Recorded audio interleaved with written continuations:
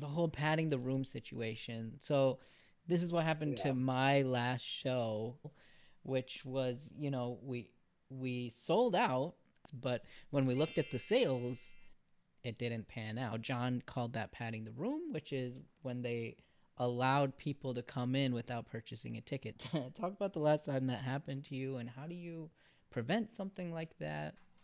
It's a sticky wicket, my friend, Yeah. because what happens is when a show first starts out, you really just want to have an audience. So you're willing to be like, oh, yeah, yeah, yeah, just come in, just come in. You're a regular. You know what I mean? I'm not going to charge a regular. Come on in. It's really tempting to do that.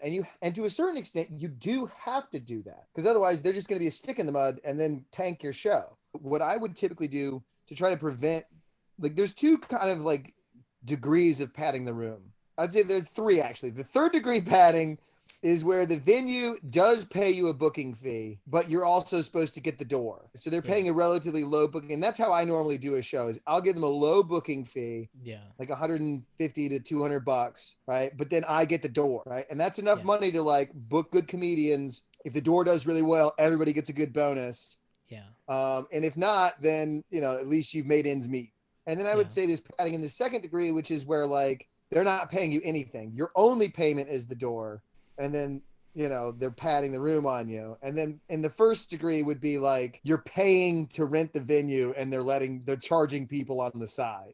You know what I mean? And Yeah. that's just like, I will Egregious. burn your village. Like, that's like not okay. Right. And those are going to be your like hookah lounges, any place that has more than like two or three promoters that work for them, and you're not Yeah. working directly with the owner, but you've got a bunch of these other like promoter middlemen. What ends up happening is they end up selling stage time on your show without you knowing it. Oh, Where interesting. they're How does that like, oh, happen?